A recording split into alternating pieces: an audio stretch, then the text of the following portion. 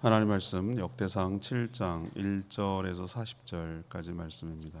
역대상 7장 1절에서 40절입니다. 오늘은 7월 25일 화요일 아침입니다. 7월 25일자 본문 역대상 7장 1절에서 40절까지인데 너무 길어서 1절에서 12절까지만 읽겠습니다. 역대상 7장 1절에서 40절까지가 오늘 본문인데 12절까지만 읽겠습니다. 이스갈의 아들들은 돌라와 부하와 아습과 시므론 네 사람이며 돌라의 아들들은 우시와 르바야와 여리엘과 야아메와 입삼과 스무엘이니 다 그의 아버지 돌라의 집 우두머리라 대대로 용사이더니 다윗 때에 이르러는 그 수요가 22,600명이었더라. 우시의 아들은 이스라히야요 이스라히야의 아들들은 미가엘과 오바댜와 요엘과 이시야 다섯 사람 모두 우두머리며 그들과 함께 있는 자는 그 계보와 종족대로 능히 출전할 만한 군대가 36,000명이니 이는 그 처자가 많기 때문이며 그의 형제 이사갈의 모든 종족은 다 용감한 장사라 그 전체를 계수하면 87,000명이었더라.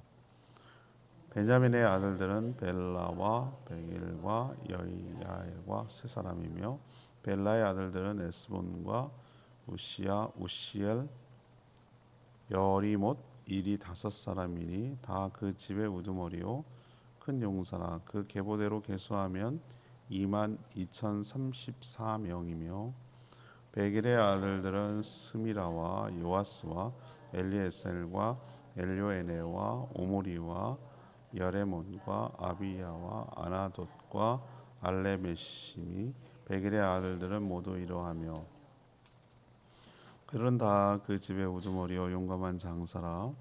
그 자손을 계보에 의해 계수하면 22,200명이며 여디아의 아들은 비란이요 비란의 아들들은 여우스와 베냐민과 예국과 그나나와 세단과 다시스와 아이사리니 이 여디아엘의 아들들은 모두 그 집의 우두머리요 큰 용사라. 그들의 자손 중에 능히 출전할 만한 자가 17,200명이며 일의 아들은 숲민과 홈민이요 아엘의 아들들은 후심이더라. 아멘. 발음하기도 어려워서 40절까지 읽으면 큰일 납니다. 12절까지만 읽어야 돼요. 오늘 7장은 물론 베냐민 지파가 있긴 한데 주로 북쪽 이스라엘의 지파들을 위주로 계보를 소개하고 있습니다.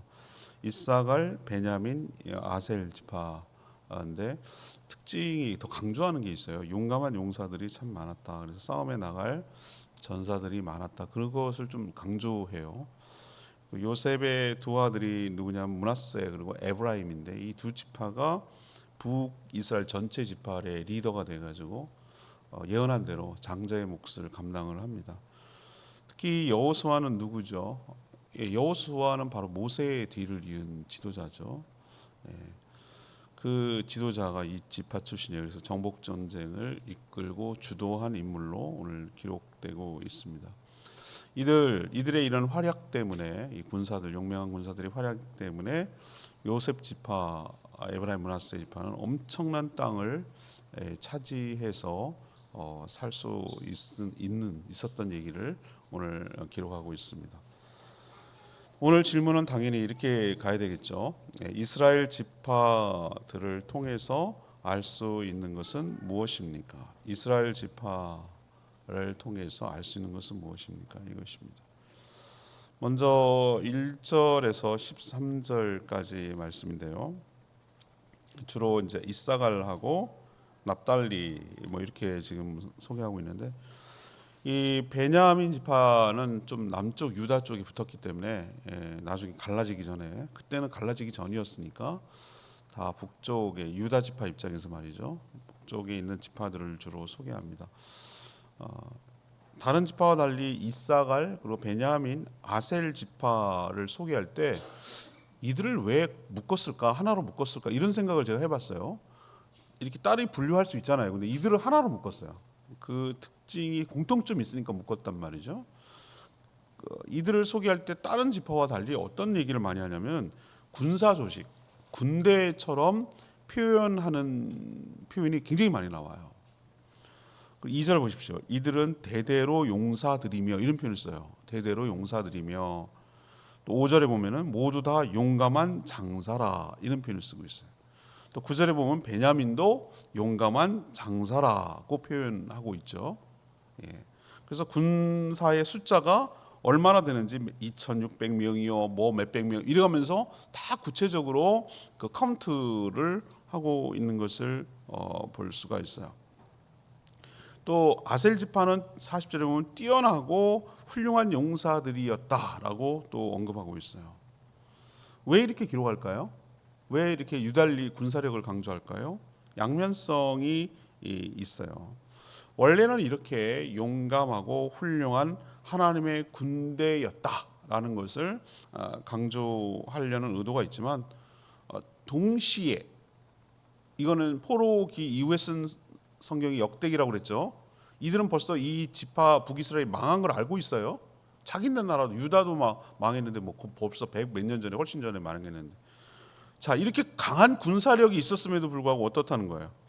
이방 나라의 하나님 말씀을 온전히 지키지 못해서 이방 나라의 침략을 받고 어떻게 했다? 망했다. 이렇게 군사력이 있으면 뭐하냐? 하나님이 안 지켜주고 하나님이 보호해주지 않으면 이렇게 군사력 많은 것도 뭐 소용없다. 그 얘기예요. 소용없다. 이거를 은근히 그냥 아무 말도 하지 평가 코멘트를 하지 않는데도 불구하고 그냥 이런 얘기만 해도 알아들어요. 무슨 얘기인지. 그런데 사람들은 알아듣는 거예요. 우리도 이게 뭐 하는 거야? 이 발음도 어려고 이름만 나오고 무슨 몇 명이 뭐가 중요해? 나랑 아무 상관없잖아요. 우리나라 군대도 몇 명인지 중요하지 않은데 무슨 옛날 옛적에 무슨 이스라엘 그것도 뭐 이사갈 자손의 지파가 군대가 그게 나랑 뭔 상관이냐는 얘기예요. 근데 그게 아니에요. 성경은 다 이유가 있고 의미가 있고 거기에 말하고자 하는 게 있어요. 우리도 명심해야 됩니다. 지금 잘 나가고 뭐 든든하고 뭐 있어도 하나님이 함께하고 하나님이 돕지 않으면 그게 아무 소용이 없다는 거예요. 한순간에 훅 지나간다는 거 아시죠? 이 보세요. 수해 당하는 거 보세요. 어이없는 거예요. 어이없어요. 진짜 어이없잖아요. 여러분 느끼지 않으세요? 잠 잘 자고 있는데 뭐가 새 소리가 나더래. 새가 도망가는 거지. 무너지니까. 새 소리가 나더니 산에서 토사가 우르르 몰려와가지고 야, 그거 무서울 것 같아요, 진짜. 상상해 보세요. 얼마나 무서운가. 그냥 자연스럽게 무덤을 만드는 거예요, 무덤. 얼마나 끔찍합니까? 덮쳐가지고 그냥 생매장하는 거예요. 악소리도 못해요, 그냥. 악소리도 못하고 그냥 뭐 시름시름 앓다가 뭐 병상에 누워가지고 뭐 유언도 남기고 이런 거 없어요. 그냥 꼴깍이에요, 꼴깍. 물 닥치는 거 보세요. 순식간에 들이닥쳐가지고 나 정말 무서울 것 같아. 상상만 해도 나는 무서워요. 얼마나 무서울까, 진짜. 물이 막 꼴깍 숨도 못 쉬고 죽을 때 얼마나 무서울까. 그렇게 가는 거예요. 그냥 한 번에 가는 거예요. 과수원에 있던 땅이 그냥 토사가 쓸려가지고 그냥 흙더미예요, 흙더미. 있는 거 자랑하지 마시고 의지하지 않기를 원합니다. 내 통장에 얼마가 있고 내 집이 어떻고 내가 기술이 있고 직장이 어떻고 직급이 어떻고 뭐가 어떻고 아무리 강하더라도 하나님이 함께 하시고 하나님이 도와주시고 하나님이 보호하시고 하나님이 지켜주지 않으면 다 소용없다라는 것을 이 역사를 통해서 우리에게 뚜렷하게 보여주고 있는 줄로 압니다. 또 동시에 이것을 우리에게 뭘 얘기하고 있냐면 너희들은 교회들은 하나님의 백성들은 하나님의 뭐다? 군사들이다. 성도들은 하나님의 군사들이다. 영적 전쟁을 수행하며 악한 자들과 싸워 나가야 할 하나님의 군사들이다라는 인식을 갖고 살라고 이런 군대 편성 이야기를 하고 있다는 거 기억하시기를 바랍니다. 첫 번째 얘기가 그거예요. 교회는 하나님의 군대고 성도는 하나님의 군사다라는 것을 보여주고 있는 것이죠. 두 번째 얘기로 갑시다. 두 번째 얘기는 14절에서 26절까지 말씀인데요. 므낫세, 에브라임 지파 이야기가 쭉 나와요. 그래서 저는 이것을 이 지파의 특징을 이렇게 잡았어요. 닥쳐오는 위기는 하나님이 주시려는 축복의 기회다. 위기는 하나님이 주시려는 축복의 기회다라는 걸 기억했으면 좋겠어요. 위기, 어려움들은 한 개인, 한 가정, 한 공동체에 닥칠 수가 있죠. 우리가 지금 당하고 있는 게 그런 것이죠. 지금 인류가 어제 뉴스를 잠깐 봤는데 난 그런 표현 올해 내가 처음 들었어요. 극강 보국 뭐 이런 표현을 쓰는 거예요. 뭐 극한 직업 뭐 이런 거에 따갖고 온 것 같아요. 그러니까 짧은 시간 안에 엄청난 비가 내리는 거 말이죠. 그러니까 천천히 오래 내려도 이것도 문제가 되지만 짧은 순간에 확 내려버리면 감당이 안 되는 거예요. 배수가 안 돼가지고. 그래서 극강포인데 최근 몇 년 동안 그 전에 50년과 비교해 보니까 3배 이상 빈도가 높아지는 거예요. 이런 일이 많이 생기는 거예요. 물을 뚝 같은 걸 갖다가 80년 전, 50년 전에 그것을 감안해 가지고 흙으로 만들어 놨는데 감당이 안 돼요. 물렁물렁해져 가지고 뚝뚝이 터져 나니까 저런 홍수가 나는 거잖아요. 그러니까 이런 일이 왜 있는가 설계를 할 때 이 정도까지는 몰랐어요라고 생각. 제주도에 지금 공항 앞에 그 지하차도 제주도에서 처음이에요. 제주도는 지하를 팔 수가 없어요. 왜 그러냐면은 땅 파는 게 보통 일이 아니에요. 다 돌이에요, 다 돌. 노영호리가 그렇게 복잡한데도 불구하고 저쪽 평화로 빠져나가는 길을 반드시 고가도를 하든 지하철을 파야 되거든요. 거기 서울 같으면 파요 그거. 그렇게 복잡하잖아요 거기가. 그런데도 땅 팔 생각은 안 해요. 왜? 또 이거 하면 미관이 상하고. 왜 건들지 못하면 땅을 못 파요. 여러분 아시잖아요. 땅 못 판다고. 근데 지금 뭐라고 도지사가 하냐면은 아차 싶은 거예요. 오송에서 난리가 나니까.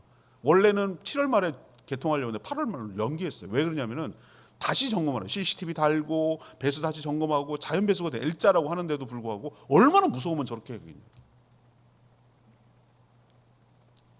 우리가 이처럼 우리가 살아가는 동안에 위기가 없을 수가 없어요.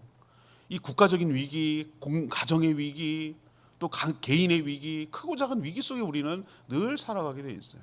닥칠 수 있어요. 그런데 중요한 것은 이게 없으라는 법이 없고 오는데 있을 수밖에 없는 게 인생인데 어떻게 이것을 돌파하느냐에 따라서 이것을 도약할 수 있는 계기도 되고 그냥 휩쓸려서 무너질 수 있는 것도 되고 둘 중에 어떻게 하느냐는 나의 문제란 말이죠. 그래서 저는 하나 에피소드를 오늘 소개하는데 이 므낫세 지파 얘기 14절부터 나오는 얘기를 해요. 므낫세 지파 누굽니까? 요셉의 아들이잖아요. 므낫세 지파에서 유명한 일화가 나와요. 이거는 굉장히 유명한 일화예요. 슬로보와 딸들 얘기하시죠? 슬로보와 딸들 얘기. 슬로보와는 아들이 없이 딸만 5이에요. 우리 처가랑 똑같네. 딸만 5이거든요. 그 중에 셋째. 딸만 5이. 이 가문은 아들이 없으니까 상속자가 없어요. 그래서 자기 가문의 토지를 딴 데 넘어가야 될 판이에요. 아들로만 이렇게 상속이 내려가니까. 근데 이 슬로보와 딸들은 어땠습니까? 이 사람들이 므낫세 지파라니까요. 어떻게 가냐면 이런 상황을 모세에게 당당하게 말합니다. 야, 당차잖아요. 당차다고. 꼭 이 슬로보와 딸들이 꼭 제주 사람 여자 같아요. 나 여기 살다 보면은 난 여기 좀 뭐한데 남자들 좀 물렀어 내가 보니까. 여자들이 아주 요망지고 생활력 강하고 이끌어 가정을 먹여 살려. 남자들 좀 그래요. 여기가 그런 것 같아. 이 슬로바 딸 아주 요망져요. 당짜단 말이에요. 뭐라고 했냐면은 아니 우린 딸들밖에 없다. 우리 잘못이냐. 아버지가 딸만 낳은 걸 어떡하냐. 아들 없이 낳은 거를. 그렇다고 우리가 이제 결혼하고 그러면 다 뺏기게 생겼다. 우리 다 집안 아버지 재산을 다 넘기게 생겼다. 그러니까 뭐라고 했어요? 우리에게 줄 수 있는 권한을 딸임에도 불구하고 달라. 이렇게 요청한 게 여호수아 17장 3절에 나와요. 그 얘기를 오늘 언급하고 있어요. 이름만 나오는데 우리는 알고 있어요. 그 스토리를. 자, 자신들에게 닥쳐올 위기 이걸 어떻게 합니까? 당당하게 하나님 앞에 가서 얘기하고 하나님 그걸 허락하라 그랬어요. 모세가 물으니까 허락하라 그랬어요. 맞다. 얘네들 하는 게 맞다. 판례가 된 거예요. 선례가 남는 거죠. 위기가 기회가 된 것이고 좋은 선례를 남기는 계기가 된 것이에요. 또 에브라임 자손 얘기를 하고 있어요. 20절에는 에브라임 얘기는 므낫세 에브라임이 요셉 아들들이거든요. 에브라임 자손 중에서 블레셋 가드를 공격하다가 실패하고 죽었어요.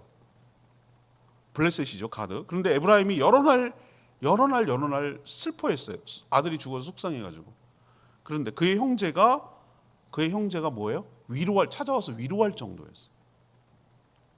자칫 한 가문과 지파가 위기에 처할 뻔했어요. 근데 하나님께서 23절에 보면은 누가 태어나서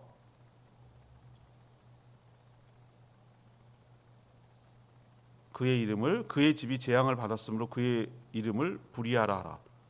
부리아라는 이름이 태어나가지고 전쟁에 패한 것을 하나님께서 뭐예요? 위로해 주신 것이에요. 마치 가인이 아벨을 죽이자 셋을 태어나게 하셔서 하나님이 위로해 주신 것과 비슷해요. 이처럼 하나님은 한 길을 막으시면 또 다른 길로 위로하여 주시는 분인 줄로 믿습니다. 오늘 두 번째 얘기는 제가 이 두 에피소드를 슬로바 딸과 이 부리아 태어나는 얘기를 해주는데 제가 그 얘기를 드리고 싶은 뭐냐, 우리에게 여러 가지 닥치는 위기는 내가 그걸 위기로 끝날 것이냐, 몰락할 것이냐, 아니야 그걸 치고 오히려 하나님이 주시는 축복으로 바꿀 것이냐는 내가 어떻게 하나님을 바라보고 신뢰하고 나아가느냐에 달려있다 이 말이에요. 여러분도 주저앉지 마시고 믿음으로 돌파해서 하나님의 축복을 받아 누리며 살아가는, 위기를 기회로 바꾸는, 하나님의 축복의 기회로 바꾸는 저와 여러분 되기를 소망합니다. 마지막 세 번째 얘기는 27절에서 마지막 40절까지 얘기인데요. 하나님의 언약을 믿고서 싸울 때 땅을 차지한다라는 얘기를 하고자 합니다. 27절에 나오는 중요한 분이 누굽니까? 에브라임 지파 배출한, 에브라임에서 제가 보니까 아주 가장 유명한 인물을 배출했다고 한다면 바로 눈의 아들 여호수아예요. 여호수아라는 이들은 있잖아요. 우리가 좀 알아야 되는 게 하나 있는데, 이름을 소개할 때 우리는 성 이름 이렇게 얘기하잖아요. 우리는 그러면 뭐 몇 대손 하죠. 근데 이름만 얘기하니까 동명이인이 너무 많이 나오는 거예요. 그렇잖아요. 이름만 비슷한 이름 많잖아요. 그래서 항상 붙일 때 어떻게 했냐면은 아버지가 누군지를 세트로 해. 그런 경우는 확률이 많이 떨어지잖아요. 아버지 이름과 아들 이름까지 같은 경우는 드물잖아요. 그렇죠? 그래서 눈의 아들 여호수아 이렇게 얘기하는 거예요. 우리가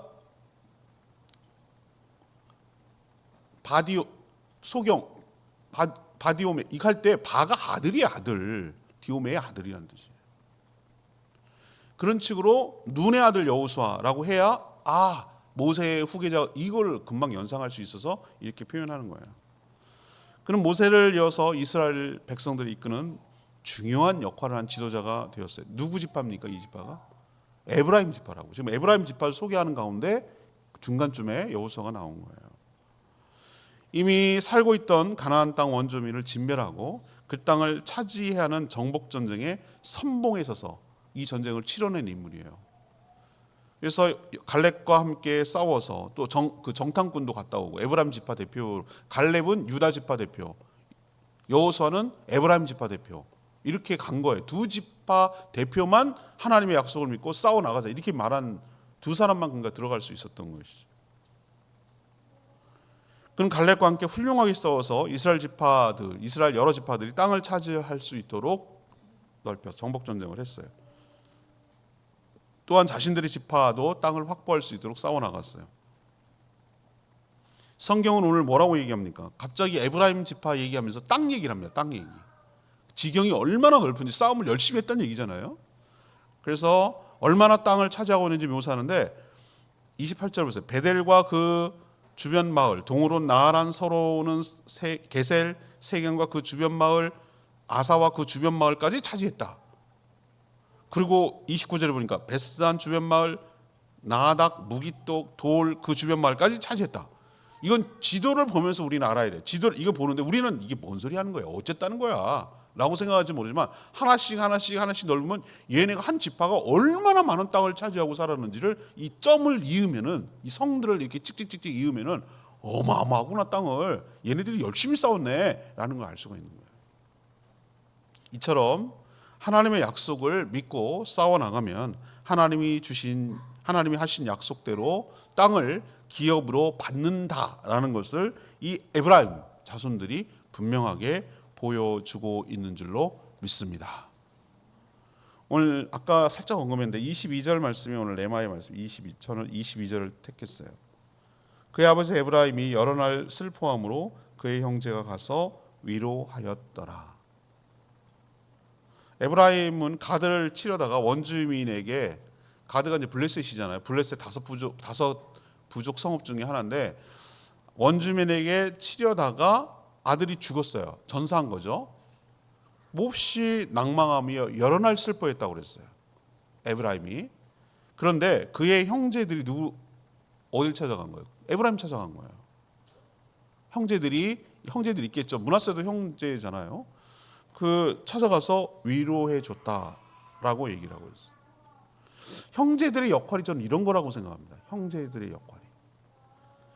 왜 그런 무모한 짓을 해가지고 죽게 만들었냐 막 그러면서 누구 탓하고 원망하고 따지고 애가 뭐 이러면서 이제 그러지 않았어요.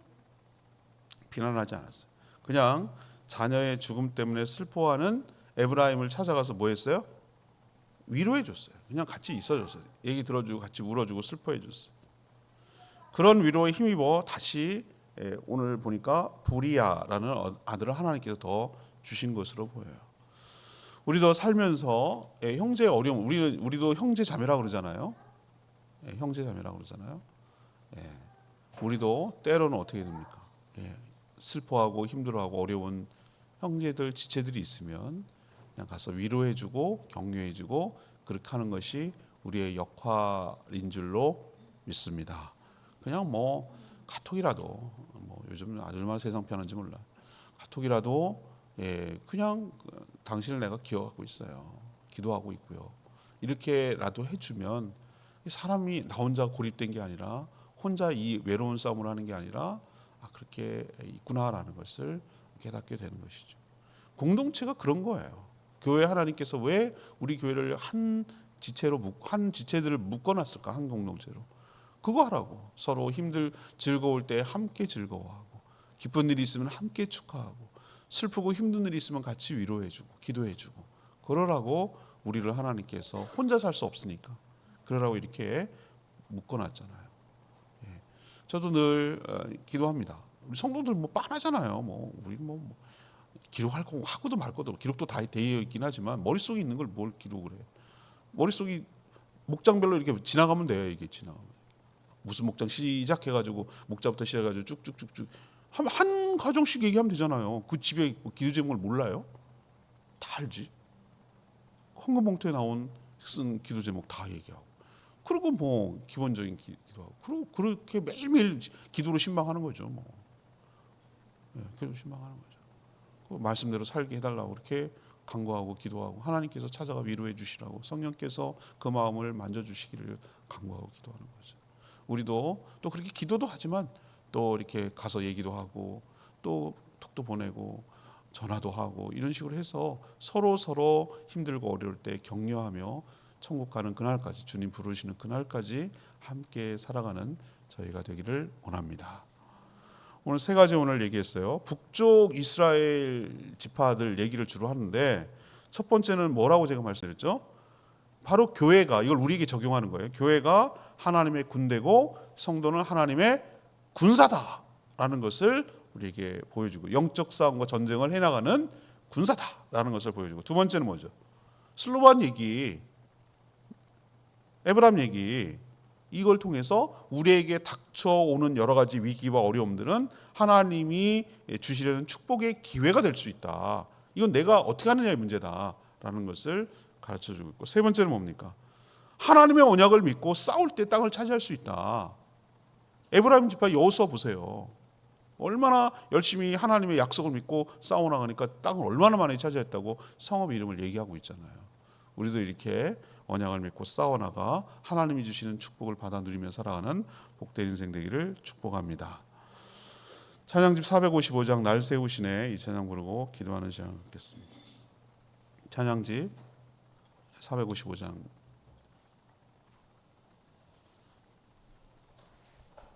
You Raise Me Up 이라는 찬양이죠. 날 세우시네, 이 찬양 같이 하겠습니다.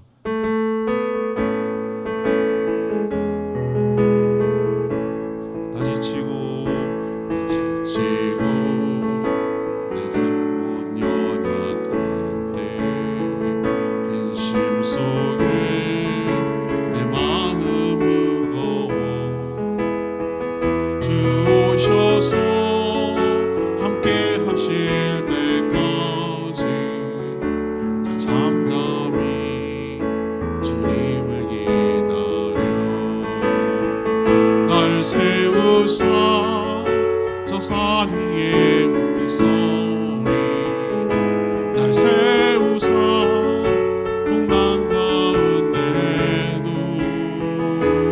함께 하심 나가게 하네. 날 세우사 모든 것 알 수 있네. 멸망 없는 그런 삶이 없으니 끊임없이 고동치는 가슴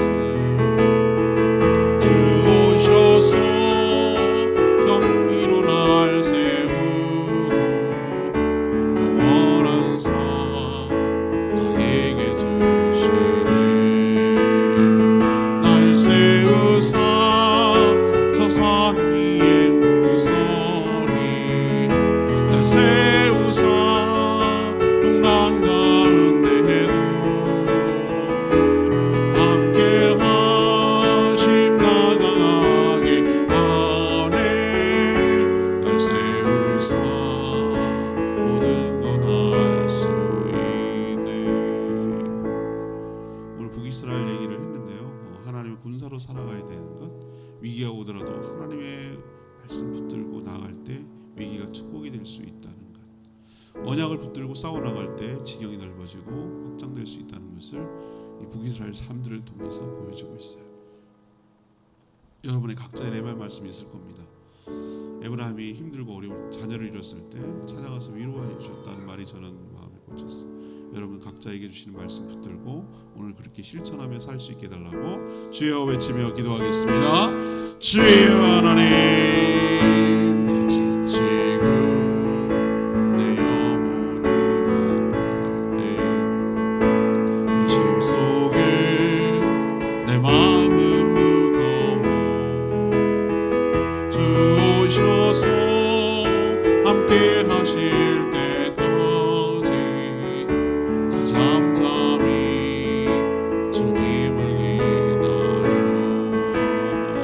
날 세우사 저 산 위에 두 손이 날 세우사 풍랑 가운데도 함께 하심 나가게 하네. 날 세우사 모든 것 알 수 있네.